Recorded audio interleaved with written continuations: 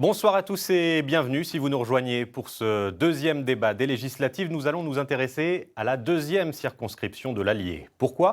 Parce qu'elle était la seule à avoir élu un député Rassemblement national en 2022. Joris Bové est candidat à sa succession, mais il n'a pas souhaité participer à cette émission, malgré nos nombreuses sollicitations. Alors nous ferons sans lui, mais avec une partie des candidats qui lui font face. Nous allons les interroger sur l'emploi, le pouvoir d'achat et l'environnement, bref, sur nos préoccupations du quotidien pour savoir ce qu'ils nous proposent. Je dis nous car je suis accompagné d'Emmanuel Moreau. Bonsoir Emmanuel. Bonsoir.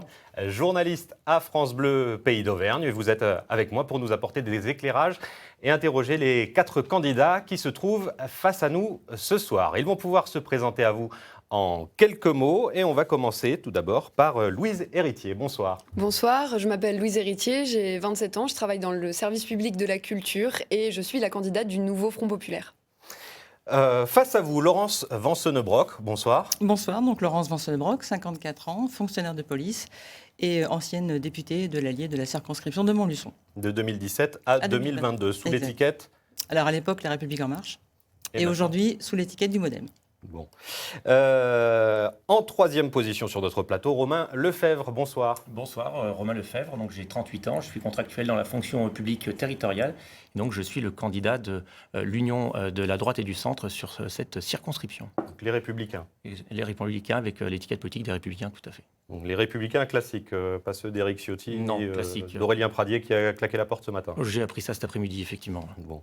Et face à vous, Nicolas Rousseau, candidat d'Hiver Droite. Bonsoir mesdames, bonsoir messieurs. Donc effectivement, Rousseau Nicolas, 47 ans, chef d'entreprise, habitant sur la ville de Montluçon depuis plus de 40 ans. Et je candidate pour recevoir le mandat des électeurs de la circonscription. Et je représente le camp national suite à l'absence de M. Bové qui n'a pas jugé bon et utile de venir débattre parmi nous. Donc vous vous prévalez un petit peu d'être proche du Rassemblement national, c'est ça ? Complètement, oui. Je partage un bon nombre de leurs idées. Bon, mais vous n'êtes pas investi. Je ne suis pas rappelons-le. investi.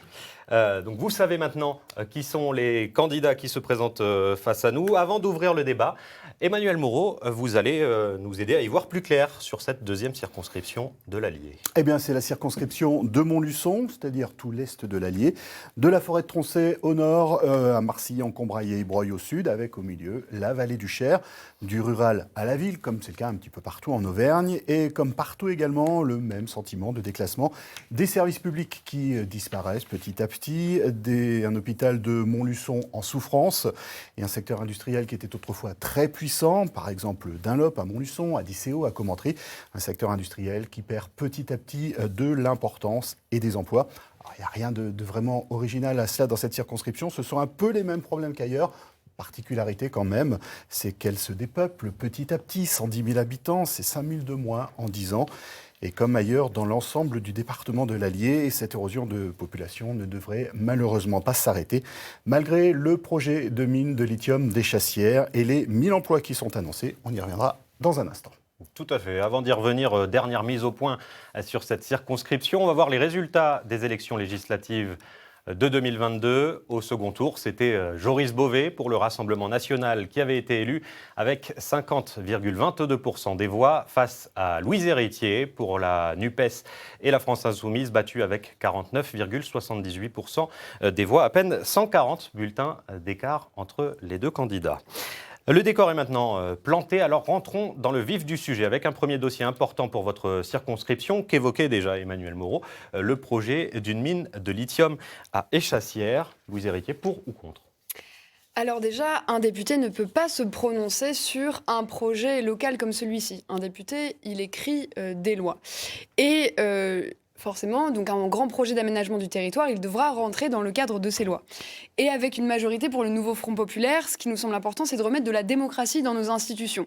Les habitants et les habitantes de l'Allier, ils ont entendu parler de cette mine de lithium par la radio, et depuis, ils n'ont absolument pas été consultés sur ce projet, alors que pourtant, tout le monde en parle. Alors, il y a des débats publics, oui, pardon. Le débat public est une consultation, c'est-à-dire qu'il ne permet pas aux habitants et aux habitantes de voter. Et nous voulons remettre de la démocratie locale et permettre aux Bourbonnais et aux Bourbonnaises de se prononcer réellement sur ce projet. Un référendum ?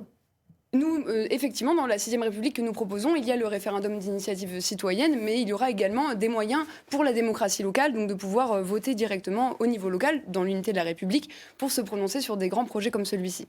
Et la deuxième exigence que je voulais rappeler, c'est que nous sommes pour la création d'emplois et le développement de l'économie vers la bifurcation écologique. Et il faudra donc que ce projet réponde à des conditions sociales de création d'emplois et à des normes environnementales. Nous voulons par exemple appliquer la règle verte qui dit qu'on ne prend pas plus à la nature que ce qu'elle peut reconstituer. Donc mine de lithium, il y aura, si les Bourbonnais et les Bourbonnaises sont d'accord et si ce projet répond à des critères environnementaux et des critères sociaux de création d'emplois. Donc projet sous condition, Nicolas Rousseau, pour vous? Bah écoutez, déjà la mine de lithium, elle existe déjà. C'est pas la mine de lithium qui n'existe pas encore, c'est l'usine de lithium. Effectivement, il y a une. C'est pas une mine de lithium jusqu'à présent. Oui, du kaolin. il y a du lithium dans le kaolin. Il y a une carrière. Bon, voilà. Et la mine, elle existe. C'est l'usine qui n'exploite pas encore le lithium dans le kaolin. C'est évident qu'on a besoin de cette usine parce que depuis 30, 40 ans, moi, mon grand-père était médecin à la SAGEM. Donc, effectivement, à l'époque, il y a une 50aine d'années, il y avait sur le bassin montluçonné pléthore d'industries qui ont toutes disparu, qui ont toutes été délocalisées. C'est évident que la mine de lithium et l'implantation sur la zone de Laloux, dans le nord de la ville de Montluçon, est indispensable à la communauté. Donc il faut réindustrialiser, mais à quel prix? Au prix de la préservation effectivement de l'environnement, c'est-à-dire que le lithium, c'est un composé réactif à l'oxygène et à l'air, ça peut exploser, ça peut prendre feu. Donc effectivement, il faut avoir des normes environnementales très importantes, très strictes, mais clairement, il faut faire un choix, et un choix économique de l'implantation de cette usine. Les consultations publiques ne peuvent pas amener autre chose que ce choix, parce que sinon, c'est 200 emplois directs sur la commune de Montluçon qui sont perdus. Romain Lefebvre, votre point de vue sur cette mine, vous? Moi, je pense qu'effectivement, tout ce qui va redonner de l'emploi au bassin est indispensable. Il faut se réjouir qu'une mine de lithium puisse, qu'une usine de conversion puisse s'ouvrir à Montluçon, se créer à Montluçon, avec également l'usine de transformation qui serait sur Rochefort, Naves, et donc la mine à Échassières. Moi, je ne suis pas du tout d'accord avec ce que disait Louise Héritier tout à l'heure. Le député, au contraire, il doit se prononcer sur des sujets locaux qui intéressent la circonscription. Mais justement, je pense que le rôle de l'élu, c'est également de porter des sujets locaux au national et de faire pression auprès des pouvoirs publics pour pouvoir, et auprès d'Imerys notamment ici en l'espèce, pour pouvoir peser et expliquer qu'à un moment donné, il y a peut-être un risque pour la population, en tout cas que la population a quelques doutes, notamment sur la ressource en eau. Donc c'est aussi des études qui sont en cours et qui ont été lancées par Imerys. Et donc aujourd'hui... Imerys qui a des intérêts dans le projet, qui n'est pas une partie neutre. On ne peut pas se contenter de simples dires d'Imerys. Je pense que Imerys donnera le résultat de ces consultations. Ensuite, la population pourra analyser ces réponses, les faire contre-analyser si besoin. Mais il sera indispensable, bien sûr, de dire oui au projet, sous condition que Imerys réponde aux interrogations des citoyens, et ça me paraît essentiel. Et le député devra peser de tout son poids pour que le dossier puisse faire. Vous savez, on est élu également pour anticiper l'avenir. Et donc, on ne veut pas que dans 20 ou 25 ans, les élus locaux puissent se dire à un moment donné, on a peut-être failli parce qu'on a pris une décision à l'instant T qu'on n'a pas mesurée, ou son impact n'a pas été mesuré dans les 20-25 prochaines années. Donc, il faut qu'Imerys réponde à nos questions. J'étais en réunion publique hier à Ébreuil. Il y a des questions autour de la ressource de l'eau. Bon, c'est fondamental comme sujet. Sur Montluçon, la question a été réglée. Pour conclure, pour conclure, c'était en circuit fermé sur Montluçon, et donc le sujet de l'eau a été réglé. On n'est plus sur le four de calcination et les rejets dans l'air, mais voilà, il faut impérativement répondre à ces questions qui sont légitimes auprès de nos concitoyens. Donc, il y a un dossier à suivre. Laurence Van-Sonnebrock, on ne peut pas signer un blanc-seing pour une réindustrialisation. Alors moi, ce que je pense surtout dans un premier temps, c'est qu'un député doit avoir, un ou une députée, une vision d'avenir en fait pour son territoire. Et nous avons effectivement un territoire qui souffre d'une désindustrialisation. Et en fait, l'installation, la captation de l'hydroxyde de lithium sur le site d'Échassières est essentielle. D'autant que c'est quand même une mine hyper importante. En fait, c'est la deuxième mine de lithium d'Europe. Donc, on ne peut pas non plus se dire, voilà, on ferme tout et on ne fait rien. A contrario, voilà, enfin, pas à contrario, mais en plus, ça permettra de développer de l'emploi, donc sur ce territoire, mais aussi sur le territoire de Saint-Victor, attaché à Montluçon, pour développer cette industrie qui va produire donc 34 000 tonnes d'hydroxyde de lithium par an, ce qui va permettre la fabrication de 700 000 batteries électriques par an en France. Pendant 25 ans. Pendant 25 ans. Il y a un enjeu au-delà du territoire, c'est ça, pour la filière française En des batteries. plus, bien sûr, oui, évidemment, on doit essayer de devenir souverain en fait dans certains domaines, notamment dans l'industrialisation. Et là, il me semble qu'on ne peut pas rater le coche et qu'il faut effectivement, appuyer le dossier en faisant tout à fait attention à la charge écologique que ça va apporter. Et moi, en ce qui me concerne, j'envisagerais plutôt de créer un comité de surveillance citoyenne avec des gens compétents dans les domaines de l'écologie et de l'économie. Globalement, vous êtes à peu près tous d'accord sur cette question, à part Louise Héritière, qui a quand même des réserves sur oui, en fait, la grande différence, l'établissement de c'est-à-dire cette qu'en fait, ici, autour de ce plateau, tout le monde répète la communication de la multinationale Imerys. Et nous ne pouvons pas confier au simple dire d'une multinationale et à sa simple volonté un projet d'aménagement de cette envergure. C'est pour ça que nous devons avoir des études publiques, comme je disais, sur les impacts environnementaux, sur les emplois qui seraient réellement créés. Et il faut absolument consulter les gens et qu'ils aient un réel pouvoir et non pas une simple consultation, comme on a vu avec Emmanuel Macron, qui convoque les gens pour qu'ils donnent leur avis, et puis derrière, en fait, on ne prend pas du tout en compte ce qui est dit. Mais est-ce que c'est pas mieux d'avoir une usine sur notre territoire qu'on pourrait contrôler plutôt que d'importer des batteries d'autres pays où là, on n'a aucun regard sur la fabrication? Alors, ce qu'il faut prendre en compte, c'est que quand on ouvre une mine ici, ce n'est pas une mine en moins ailleurs. Pour fabriquer une batterie, il y a très peu de lithium dedans et le reste des métaux, il faut les extraire ailleurs et donc il faudra les extraire sur des territoires où il y en a et donc pas en France. Donc l'argument de dire une mine de plus ici, c'est moins d'extraction ailleurs dans des mauvaises conditions, en réalité, il est faux. Romain Lefebvre, je vous voyais réagir à ça. Oui, aujourd'hui, on souffre d'une image industrielle, le bassin industriel du passé, avec cette mine de lithium, avec ces énergies nouvelles. On pourrait permettre au territoire de devenir industrie du futur, industrie de l'avenir. Et donc, il est extrêmement important de pouvoir, avec encore une fois l'ensemble des acteurs, élus, population, travailler sur ce sujet, essayer de trouver des solutions. Encore une fois, c'est oui, mais il faut veiller à ce que ce soit dans le respect de chacun. Parce qu'à l'inverse, si Mme Héritier nous reproche en fait, de vouloir aller rapidement sur ce dossier, à l'inverse, on ne peut pas non plus se permettre d'attendre et que la circonscription, notamment le bassin de Montluçon, continue à reculer en termes d'emploi et d'industrialisation. Et puisque vous me parlez d'emploi, on va en discuter un peu plus, notamment avec le pouvoir d'achat, qui est une des questions centrales en ce moment pour les Français. Nicolas Rousseau, qu'est-ce que vous préconisez, qu'est-ce que vous envisagez pour améliorer le pouvoir d'achat des Français? Est-ce que vous répétez le programme du Rassemblement national ou est-ce qu'il y a des divergences? Non, je vais apporter une précision sur la circonscription, parce que le programme national, évidemment, concerne tous les Français, mais on est sur la deuxième circonscription de l'Allier, donc je m'adresse aux électeurs de la deuxième circonscription. Deux mesures concrètes. Le préfet de l'Allier en 2017... Votre ex-maire, Daniel Dugléry, en était excessivement plein à l'époque, a dépensé à travers la caisse de dépôt et consignation 1,8 million d'euros pour acheter l'hôtel Formule 1 derrière le centre Athanor à Montluçon. Pour redonner du pouvoir d'achat aux Montluçonnais, qui a une dette à peu près supérieure à 50 millions d'euros, je crois, c'est à peu près ça, vous voyez, 1,8 million, ça aurait divisé un peu la dette et donc ça aurait permis d'éviter d'augmenter la taxe foncière. Autre mesure de pouvoir d'achat, vous avez sur la ville, excusez-moi. Oui, mais enfin, concrètement, il y a une partie communale, il y a une partie départementale. La partie communale n'a pas été augmentée. Ça reste de l'argent public. Je suis d'accord. Après son affectation municipale. Donc, de l'argent public, ça permet d'éviter de demander aux Français par l'imposition, parce qu'on est vraiment face à un racket fiscal, arrêter de demander et d'imposer par l'imposition, de payer des charges pour l'accueil de migrants qui détruit le pouvoir d'achat des Français. Vous savez, je suis auvergnat. Pour gagner de l'argent, soit vous travaillez plus pour en gagner plus, soit vous en dépensez moins. En tant qu'Auvergnat, je peux vous garantir qu'il y a beaucoup de mesures à faire pour diminuer les dépenses publiques, et surtout quand elles sont antinationales. Juste un mot, vous avez dit Auvergnat, pas Bourbonnais. Il y a toujours la petite. Le Bourbonnais est dans l'Auvergne. Ça dépend pour qui.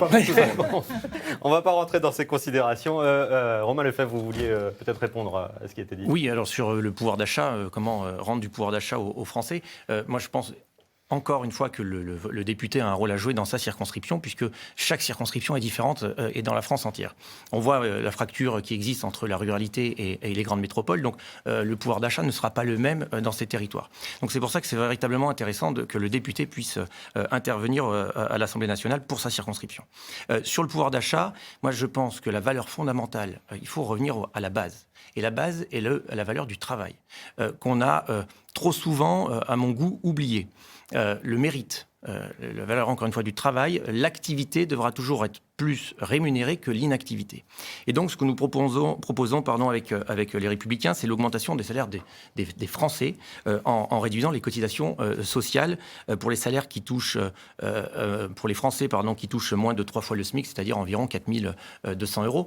Et donc je pense que ça sera par le travail, par le salaire, l'augmentation des salaires qu'on pourra redonner du pouvoir d'achat aux Français. Et ça en baissant les charges des entreprises, c'est ça? Exactement, mécaniquement, pour redonner du souffle aux entreprises, redonner du pouvoir d'achat à nos concitoyens, et donc, encore une fois, permettre que le travail soit plus rémunéré que l'inactivité. Je parle bien d'inactivité, puisque je ne veux pas encore fracturer un peu plus les Français et pointer du doigt ceux qui n'auraient éventuellement plus de travail. Ça arrive, et ça s'appelle la solidarité, et cela, il faut les accompagner. Mais l'inactivité, on doit encourager le travail, quoi qu'il arrive. Laurence Vanceunebrock, vos mesures, vous, pour le pouvoir d'achat? Alors moi, j'aimerais déjà rappeler en fait un bilan qui est le nôtre au sein de la majorité présidentielle, c'est qu'on a créé justement la prime d'activité qui vient s'ajouter au SMIC, par exemple, des personnes qui sont à ce niveau de revenus. Nous n'avons pas augmenté les impôts. Ce qui risque d'arriver si le Rassemblement national ou la France insoumise arrive au gouvernement. Seulement pour les très grandes fortunes, les 8% les plus riches et les 0,1% les plus riches. Ensuite, nous avons aussi supprimé donc, la taxe d'habitation et la taxe sur l'audiovisuel. Donc ça, tout ça, l'air de rien, ça fait petit bout par petit bout, ensemble, ça fait quand même du pouvoir d'achat. Aujourd'hui, c'est pas ce que les Français disent. Justement, ils ont plutôt l'impression d'avoir perdu du pouvoir d'achat. Alors, je pense qu'ils ont oublié en fait les mesures qui ont été mises en place parce qu'ils ne se rendent plus compte en fait qu'avant ils payaient la taxe d'habitation, par exemple, que maintenant ils ne la payent plus, Mais qui était un impôt. Les factures de gaz, d'électricité, tout. Alors, les factures de gaz et ce d'électricité, ce sont aussi des faits dus à la crise et dus aux crises que nous avons traversées. Il ne faut pas oublier que la guerre en Ukraine ne nous a pas aidés. Il a fallu faire face justement à la production, à un changement, une nouvelle orientation en fait de production. C'est du pouvoir d'achat en moins. Oui, mais enfin, effectivement, pendant un temps, nous sommes bien confrontés, vous avez raison de le rappeler, à une baisse du pouvoir d'achat, mais justement, il va falloir réfléchir à des solutions pour y arriver. Par exemple, je pense à des professions un peu précaires, notamment en termes dans la santé. Pourquoi pas revaloriser justement les infirmières, les aides-soignantes, qui touchent très, très peu pour le travail, pour le service public qui est rendu. Également les AESH, qui sont des aides à l'école. Juste pour augmenter des fonctionnaires, il faut plus d'impôts. Alors, c'est tout à fait des choses qu'on peut capter par d'autres moyens que par l'impôt. D'ailleurs, c'est ce qu'on a fait avec le Covid, avec la crise des Gilets jaunes, avec le fait de faire face justement à la guerre en Ukraine. Il a bien fallu en fait qu'on trouve les moyens de faire les choses. Et on ne peut pas en fait laisser certaines populations, celles qui touchent le moins de rémunération, dans la situation économique dans laquelle elles sont. Et si ce n'est pas par l'impôt, c'est par la dette. Eh bien, malheureusement, il va bien falloir y passer aussi un peu. Enfin, je veux dire, c'est. On avait cru comprendre que Bruno Le Maire disait stop. Oui, mais alors, si d'un côté, on ne peut pas dire stop, on n'augmente pas les impôts et on ne continue pas, malheureusement, à augmenter la dette. La dette aussi qui est européenne, il ne faut pas l'oublier. Hein, nous ne sommes pas le seul pays à être endetté de façon conséquente en Europe. La crise de la Covid a touché. Malheureusement, le monde entier, mais en ce qui nous concerne au sein de l'Europe, ça a touché tous les pays européens. Donc finalement, toute l'économie européenne a été touchée justement par cette crise. C'est la différence MoDem par rapport à la majorité la différence du MoDem, c'est justement ce que j'aime beaucoup en fait au sein du MoDem, c'est cette espèce de liberté qu'on nous offre tout en étant loyaux. C'est-à-dire que moi, je suis loyal au MoDem, mais j'ai tout à fait une liberté d'expression. Louise Héritier, vous avez une vision différente, notamment sur les impôts, là, pour le pouvoir d'achat. Alors déjà, je commencerai par dire qu'est-ce qui fait qu'on a moins de pouvoir d'achat ? Eh bien, c'est l'inflation. Et à quoi est due cette inflation ? À l'augmentation record des profits des multinationales. Donc, les prix augmentent, mais de l'autre côté, les salaires n'augmentent pas. Et moi, je fais beaucoup de porte-à-porte. Je vais voir les Bourbonnais, les Bourbonnaises, et j'ai rencontré au 17 de ce mois un jeune homme qui m'a dit « Je travaille et il ne me reste que 3 paquets de pâtes pour finir le mois ». Donc ça, ce n'est pas acceptable. Ce qu'il faut, c'est redistribuer les richesses en augmentant les salaires, en augmentant le SMIC à 1 600 € et les pensions de retraite pour une carrière complète à 1 600 € net également. Ça permettra d'augmenter les salaires, bien sûr, au-dessus. Et il faut bloquer les prix.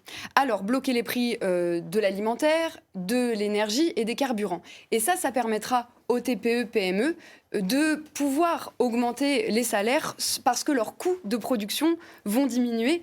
Et je terminerai là-dessus sur les impôts. Effectivement, il faut que les gros payent gros et les petits payent petits. Aujourd'hui, ce sont les classes moyennes qui payent plus par rapport à leurs revenus, tout comme ce sont les petites et moyennes entreprises qui payent plus par rapport à leurs revenus. Il faut changer tout ça et avoir un impôt réellement progressif, que ce soit sur les entreprises ou sur les particuliers. Et avec notre système, qui est le seul à avoir été chiffré, 92% des Françaises et des Français, donc celles et ceux qui gagnent moins de 4 000 € par mois, verront leurs impôts baisser.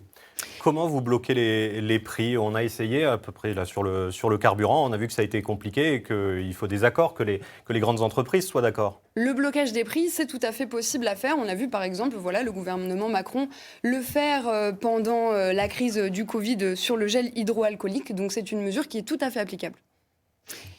Moi, je ne suis pas du tout d'accord, en fait, évidemment, avec Madame Héritier, notamment concernant le SMIC à 1 600 €. Enfin, est-ce que vous avez conscience, en fait, des charges qui vont se reporter sur les entreprises, en fait ? Parce que je disais qu'on les aide, justement. Et ces charges, c'est de l'argent pour les services publics. Oui, mais alors également. augmenter de 200 €, en fait, le SMIC. Le problème, c'est que ce n'est pas juste augmenter de 200 € les charges. Il y a un coefficient multiplicateur, ensuite, pour les charges. Et c'est pour ça que nous accompagnerons les TPE-PME grâce à une caisse de péréquation entre les multinationales et elles. Et juste une donnée, justement, dans la circonscription de Montluçon, on est à plus de 50% de TPE et de PME. Tout à fait, c'est une mesure pour relancer l'emploi. Et tout ça coûte 150 milliards sur 2 ans, apparemment, si j'ai bien compris. Nous sommes le seul programme à avoir été chiffré. Il y a même la prix Nobel de l'économie, Esther Duflo, qui dit qu'il est valable. Donc sur 3 ans. Je fais tout à fait confiance à ce... Sur 3 ans, voilà. Exactement, c'est un programme au long cours pour répondre aux défis 3 énormes. ans en politique, c'est pas du long cours. 3 ans, c'est presque demain, en fait. Alors c'est un programme qui nous permet de faire sur le temps long les bifurcations dont nous avons besoin et de redynamiser notre économie. Parce que quand on donne du pouvoir d'achat aux gens, quand on augmente les salaires, alors déjà l'économie est relancée parce que les gens consomment. Ça, c'est le keynésianisme. C'est une doctrine économique qui a fait ses preuves et qui est très ancienne. Et puis, le cahier des charges des petites et moyennes entreprises aussi, il se remplit parce que les gens peuvent à nouveau leur commander des choses et faire tourner cette économie-là. Mais au bout de quelques temps, les entreprises ferment, en fait, de toute façon, avec l'augmentation des charges. Mais bien sûr que si. Non, pas du tout, puisqu'elles seront accompagnées. Et si les entreprises ferment, ne vous en déplaise, ça fera moins d'emplois sur la circonscription. Vous savez, et dans le pays. Aujourd'hui, il y a 5 personnes qui possèdent autant que 27 millions d'entre nous. Donc l'argent, il est possible à redistribuer. De l'argent, il y en a. Quand on veut faire une guerre, de l'argent, on en trouve. Donc nous voulons prendre l'argent où il est et le remettre là où nous en avons besoin. Nicolas Rousseau, si vous êtes favorable au blocage de prix de produits de première nécessité Écoutez, moi je suis effaré du discours que j'entends parce que si vous voulez, depuis 40 ans, nous sommes dans un pays où nous sommes passés sous le mandat Sarkozy à 2 000 milliards d'euros de dette et nous sommes en 2024 à plus de 3 200 milliards de dettes.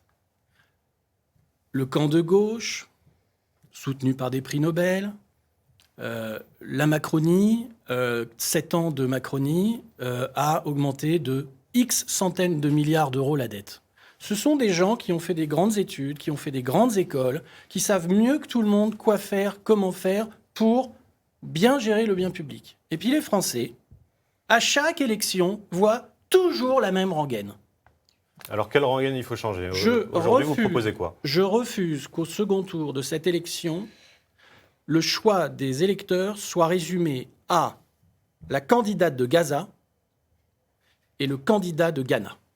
Je refuse que le deuxième tour de cette élection soit un choix entre une candidate qui fraude le code électoral pendant 2 élections, celle de 2022 et celle de 2024. Vous enfreignez le code électoral, Madame Héritier, parce que vous collez vos affiches absolument partout sur la circonscription et il y a des règles dans le code électoral. Donc, moi, je suis très mal à l'aise. Absolument pas le code Moi, je suis très mal à l'aise parce que dans cette élection, il y a des personnes qui savent mieux que tout, mais en fait, soit ce sont des tricheurs, soit ce sont des personnes qui vendent des promesses, soit ce sont des gens qui ont un bilan qui est absolument catastrophique. Mais là, ça ne fait pas une proposition. Le camp national, vous entendez Jordan Bardella hier qui a fait tout un listing de programmes et la première mesure, quand il sera Premier ministre, c'est déjà faire un audit de la situation. La situation, quelle est-elle? En France, attendez, je ne vous ai pas coupé, merci de ne pas m'interrompre, parce que vous avez beaucoup parlé, moi pas. La première mesure que Jordan Bardella fera quand il sera Premier ministre, c'est de faire un audit de la situation. Et les Français souffrent d'une maladie, c'est le syndrome de Diogène. On accumule les problèmes et les migrants à chaque coin de rue. Ça fait un bazar pas possible. Et quand vous découvrez un bazar pas possible, effectivement, vous devez adapter votre programme en fonction de ce que vous découvrez. Et c'est évident qu'il y a une réactualisation des mesures et la réponse sera le 7 juillet.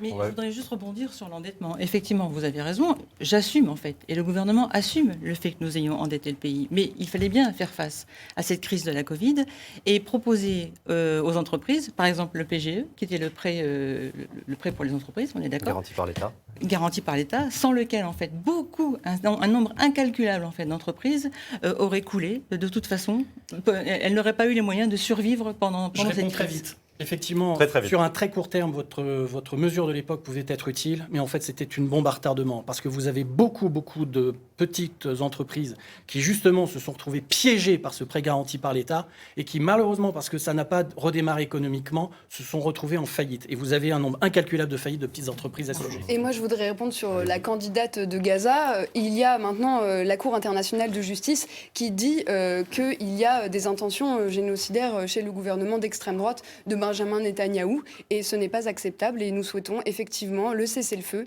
et la fin de la livraison d'armes, tout comme nous condamnons, parce que je le dis bien sûr, les attentats qui ont été commis par le Hamas le 7 octobre. Le Hamas est donc une organisation terroriste. Nous condamnons cet acte Le Hamas terroriste. est donc une Et organisation vous terroriste. soutenez un gouvernement d'extrême droite qui est génocidaire. Le Hamas est une organisation terroriste, vous le dites? On s'éloigne de la deuxième circonscription, là. Hein. Revenons à On est nos totalement questions dedans. nationales. Malheureusement, on n'a pas assez de temps pour évoquer les questions internationales. Donc, on va se recentrer sur nos territoires et on va parler d'agriculture. Vous évoquiez la crise du Covid. Eh bien, nouvelle crise en ce début d'année avec les agriculteurs qui ont manifesté pendant de longs jours. Romain Lefebvre, quelle réponse vous apporteriez aujourd'hui à tout ce qui avait été demandé par les agriculteurs ? Alors justement, ça m'inquiète beaucoup, puisque les agriculteurs étaient descendus dans la rue pour manifester, pour exprimer leur mécontentement, leur légitime mécontentement, et ils ont obtenu un certain nombre de choses, en tout cas sur le papier. Mais avec cette dissolution, finalement, il va falloir qu'ils retournent dans la rue pour en renégocier à nouveau avec le prochain gouvernement. Moi, je suis extrêmement inquiet pour cette profession qui est extrêmement présente et indispensable sur notre circonscription. Moi, je pense que les agriculteurs, mais c'est très transversal ce que je vais vous dire, les agriculteurs ne peuvent plus de la surtransposition des normes administratives, normes européennes, qu'il n'ait pas de réciprocité également dans ces normes. Et je pense qu'il faut qu'on arrive à libérer l'agriculteur de ces charges administratives qui pèsent sur lui pour qu'il puisse faire son métier. Ça, c'est une première chose. Ensuite, il faudra moins de normes. Je parlais également de normes qui s'appliquent en France, mais qui ne s'appliquent pas à l'étranger. Et donc, le jeu des importations chez les uns et chez les autres ne peut pas fonctionner. Donc, il faudra qu'on supprime essentiellement les normes qui vont à l'encontre des intérêts français. Et je crois que les agriculteurs, aujourd'hui, qui sont des amoureux de la nature comme les chasseurs et les pêcheurs, il faut, au contraire, sur notre territoire, les encourager, puisqu'on a besoin d'eux. Encore une fois, je le répète, ce sont les amoureux de la nature et je pense qu'on a besoin d'eux dans notre circonscription. Et il faut sortir des accords internationaux ? Oui, je le pense. Ou en tout cas, il faudra le retravailler accord par accord pour savoir si c'est bon pour le territoire, ou en tout cas pour l'agriculture française ou non. Et la PAC ? Sur la PAC, je pense qu'il faudra aussi la renégocier, parce qu'on a des intérêts aussi essentiels au niveau de l'Union européenne, et donc il faudra qu'on la renégocie. Alors juste un élément de contexte, je rappelle que la balance commerciale agricole française est positive, ça veut dire qu'on exporte plus que l'on importe, donc il faudra peut-être se méfier au niveau des accords à pas trop y perdre non plus. Laurence Vanceunebrock, vous sur l'agriculture, j'étais tout à fait il faut d'accord moins de avec normes. votre remarque. Alors, Effectivement, c'est vrai que c'est compliqué quand on est agriculteur et que son métier, c'est la terre et c'est nourrir le pays, de se retrouver les soirs à finir à point d'heure après avoir nourri les bêtes, après les avoir traitées, en plus devoir remplir toutes ces formalités et faire bien attention d'être dans la légalité, de faire, en termes de... Des fois, c'est juste un problème de date. Il faut rendre des comptes à certaines dates et en fait, les agriculteurs n'ont pas forcément que ça à penser et c'est vrai que c'est très compliqué pour eux. Après, je voudrais rappeler aussi que...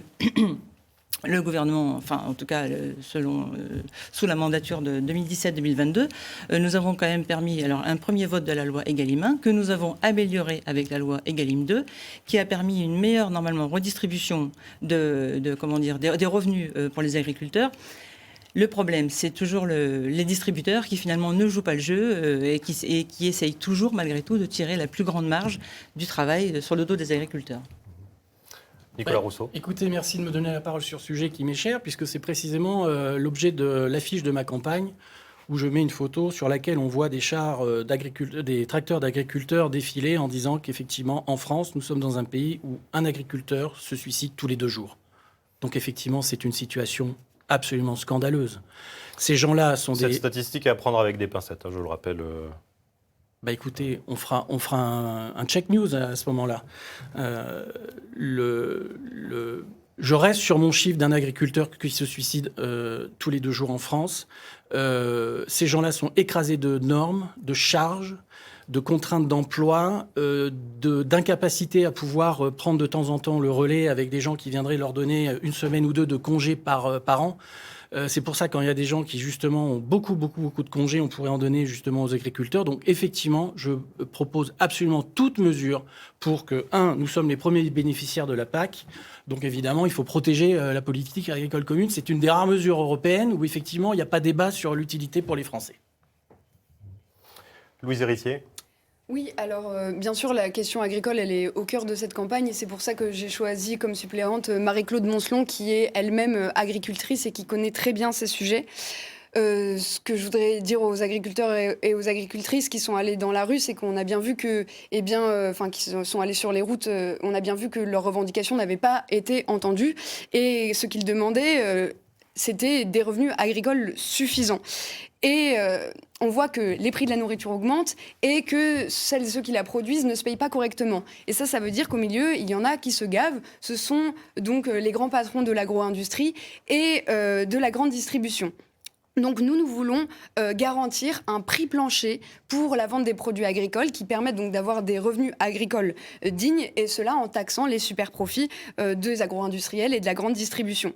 Je pense qu'il est urgent pour faire face à la bifurcation écologique et puis aussi pour créer des emplois de transformer notre agriculture parce que l'agro-industrie actuelle c'est 100 000 paysans en moins sur 10 ans et ce sont des problèmes de santé publique liés à l'utilisation des pesticides. Donc il faudra accompagner les exploitants pour qu'ils puissent aller vers des plus petites surfaces qui emploient plus de main-d'œuvre pour réduire l'usage des pesticides. Et pour cela, il faut refonder la politique agricole commune qui aujourd'hui donne des aides à la surface. Et c'est pour ça que les agriculteurs et les agricultrices se retrouvent coincés dans des courses à des surfaces de plus en plus grandes. Et vous voulez renégocier la PAC ? Oui, tout à fait. Il faut renégocier la PAC pour permettre de faire une transition agricole vers une agriculture qui est respectueuse de notre bocage et qui encourage le modèle agricole familial, donc qui, sur des plus petites surfaces, qui emploie plus de monde.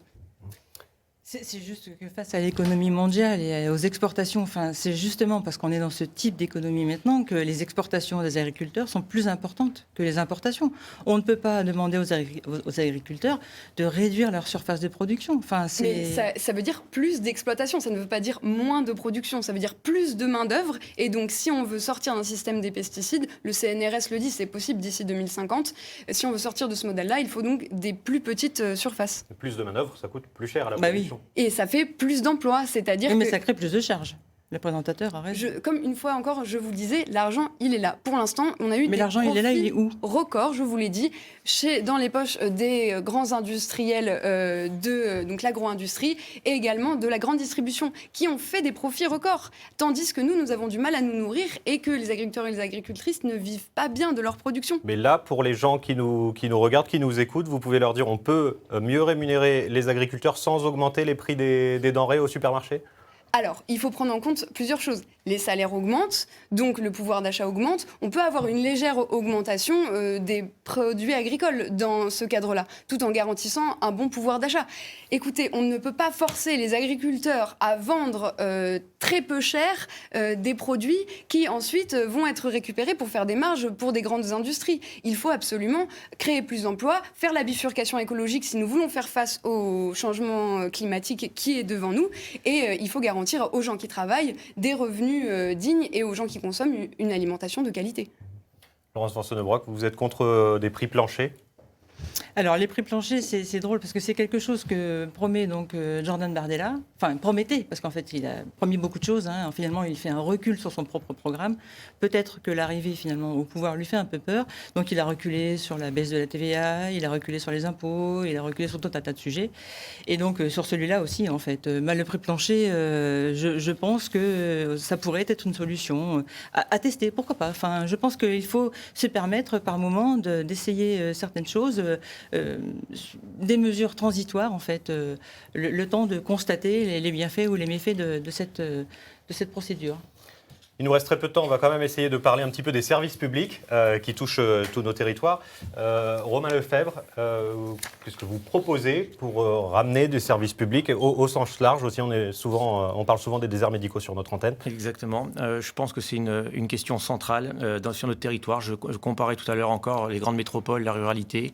On ne vit pas les mêmes choses sur ces territoires, sur ces différents territoires.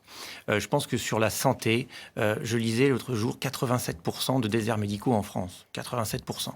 Et là, Montluçon ne fait pas forcément exception non plus. Mais bien sûr, voilà. on est sur un désert médical sur Montluçon, bien sûr. Et c'est pour ça que je vais dérouler les propositions qui seront les nôtres pour pouvoir améliorer la situation. On est touché de plein fouet. Et donc, les Français qui sont prononcés pour Jordan Bardella lors des européennes, l'ont dit clairement, ce sont des Français qui en ont marre. Et donc, les médecins, les services publics, la disparition des services publics en font partie. La disparition du numerus clausus, très bien, a laissé naissance au numerus apertus. Sauf que sur ce numerus apertus, c'est très bien, ça va dans le bon sens, on peut que s'en féliciter. Mais il faut aller encore plus loin. Aujourd'hui, les facultés n'ont plus de place, ne peuvent plus accueillir suffisamment de personnel, d'étudiants, pour pouvoir sortir des médecins à l'issue de la formation. Et donc, si on n'arrive pas à aller plus loin, si on ne donne pas plus de moyens aux facultés pour accueillir des étudiants, on ne s'en sortira pas dans plusieurs années.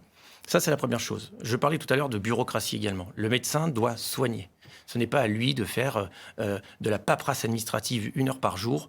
Vous pouvez multiplier, c'est quand on sait qu'un patient, c'est à peu près 15 minutes chez le professionnel, il faut absolument le sortir de cette bureaucratie. Et puis, sur nos territoires, je pense qu'il faut quand même encourager également la télémédecine. C'est complémentaire, c'est pas une solution pérenne, mais c'est quelque chose qui peut arriver et qui peut être complémentaire à toutes les solutions envisagées pour redensifier la population médicale sur nos territoires. Laurence Vanceunebrock, Oui, vous êtes d'accord avec ce constat? Puisque les Républicains se félicitent du numerus clausus, enfin en tout cas de l'abandon du numerus clausus, je voudrais juste rappeler que c'était aussi une mesure de la majorité présidentielle. Alors effectivement, par contre, sur le constat concernant les facs de médecine, je suis évidemment... D'ailleurs, ça faisait partie des propositions de 2022 d'adosser en fait les écoles, les facs de médecine aux écoles d'infirmières, justement pour permettre de recevoir dans un premier temps les stagiaires en médecine pour soulager en fait les facultés. Ensuite, je pense qu'il va falloir aussi réfléchir à un modèle qui intéresse beaucoup les médecins, c'est le salariat.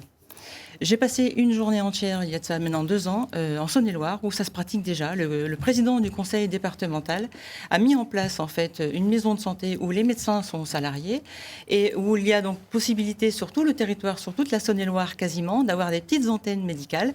Et donc j'ai interrogé aussi les patients qui ont bien voulu me répondre, bien sûr, sur le fait que voilà, il y avait un volume de médecins qui choisissaient leurs horaires, leur plage horaire. Donc ça pouvait très bien convenir aux femmes pour les faciliter par rapport à la famille, mais aussi aux médecins retraités qui étaient contents de reprendre le chemin de la médecine. Et quand je leur ai demandé si ce n'était pas gênant finalement de ne pas toujours avoir affaire aux mêmes médecins, parce que c'est vrai que les Français aiment bien avoir confiance en leurs médecins, ils m'ont tous répondu « Ah mais non, nous ce qui compte c'est d'avoir un médecin en fait ». Donc je pense qu'on doit réfléchir à cette orientation. C'est justement la question, il faut avoir des médecins et on sait qu'il en manque sur tout le territoire. Justement, les médecins sont en cours de fabrication et je pense qu'il est de notre devoir c'est long, c'est 10 ans, 9 ans. Et donc il est du devoir, je pense, du député, en tout cas moi c'est ce que je m'engagerais à faire si jamais j'étais élue, c'est d'aller faire un petit peu la commerciale en fait des hôpitaux dans les facs de médecine pour justement recruter les médecins pour notre territoire. Merci Laurence Vancenebrock pour ces précisions. Alors, je suis désolé, je n'ai pas le temps de vous donner la parole. On arrive déjà à la fin de ce débat, donc je ne peux pas vous donner la parole sur cette question, mais vous allez pouvoir vous exprimer tour à tour pendant 1 minute pour clôturer avec un tour de table traditionnel, on va dire. Je vais vous laisser seul face aux électeurs, chacun votre tour, dans un ordre déterminé par un tirage au sort. Et d'ailleurs, Louise Héritier, c'est à vous de commencer. Vous pouvez revenir, si vous le voulez, sur les services publics. Eh bien, je reviendrai sur les services publics qui sont le patrimoine de celles et ceux qui n'en ont pas. Alors, ici, autour de cette table, tout le monde dira qu'il y a des problèmes, mais en fait, tout le monde est pour continuer dans la même trajectoire, à part le nouveau Front populaire.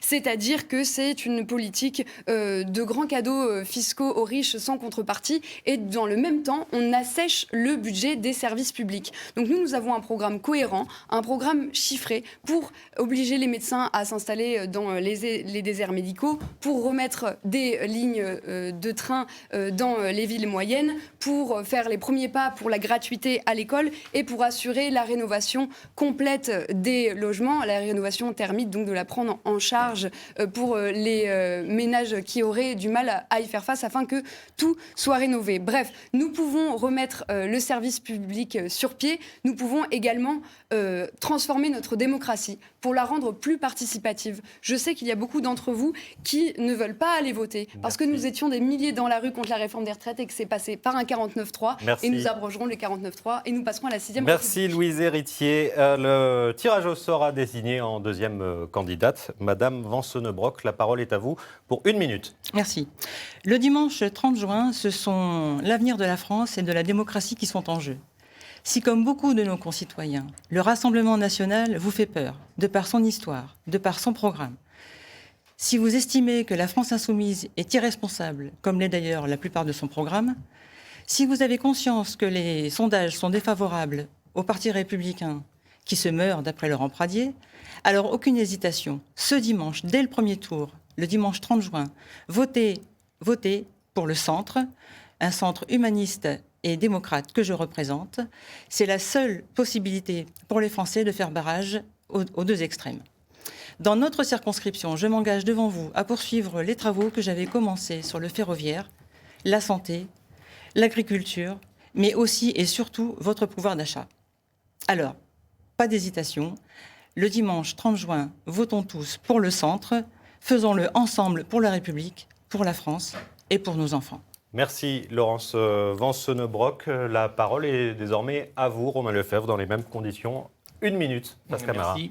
Bourbonnaise, Bourbonnais, vous aurez le choix le 30 juin et le 7 juillet prochain de voter pour le candidat de l'Union de la droite et du centre, le candidat de l'alternance. Je vous propose une alternance. Nous ne voulons pas d'un nouveau duel le 7 juillet entre la LFI et le candidat RN.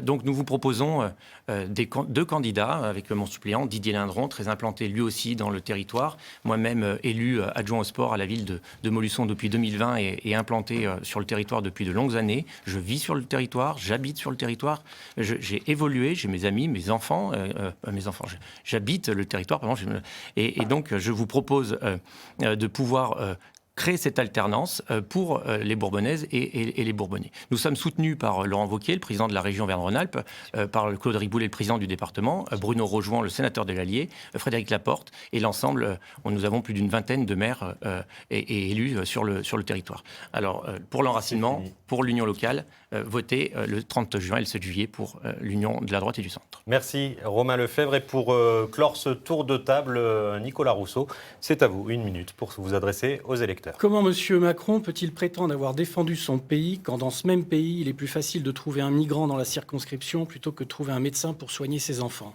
Moi, père de 2 enfants, cette situation de trouver à chaque coin de rue un migrant plutôt qu'un médecin ou un pédiatre me scandalise. C'est pourquoi je suis candidat. Moi, Rousseau Nicolas, candidat RN, je refuse de voir Montluçon, la cité des bords du Cher, devenir la cité des migrants à chaque coin de rue. 1 euro volé aux Français et qui va financer l'immigration illégale, c'est vous priver de votre droit absolu à la santé, à la sécurité et à la propriété. Ce racket fiscal a été mis en place par les gouvernements précédents pour vous priver de votre lucidité et de votre liberté. C'est pourquoi le 30 juin, soyez lucides et libres. Habitants d'Archignas, soyez libres de voter pour un candidat qui protégera votre ruralité. Habitants de Commentry, soyez libres de voter pour un candidat RN qui se battra pour votre pouvoir d'achat. Habitants de Montluçon, soyez libres de voter pour que votre ville retrouve ses industries. Habitants de la deuxième circonscription de l'Allier, soyez libres de voter pour que votre territoire redevienne français et le reste. Merci Nicolas Rousseau, merci à tous les quatre d'avoir participé à ce débat démocratique. Et je précise que 3 autres candidats se présentent sur cette deuxième circonscription de l'Allier. Joris Bové, le député sortant, donc, qu'on a évoqué pour le Rassemblement national. Aline Gonsalves pour le Parti Reconquête et Bernard Lebel pour Lutte ouvrière. Merci à toutes nos équipes pour la préparation de cette émission. Merci à vous, Emmanuel Moreau, d'avoir œuvré à mes côtés.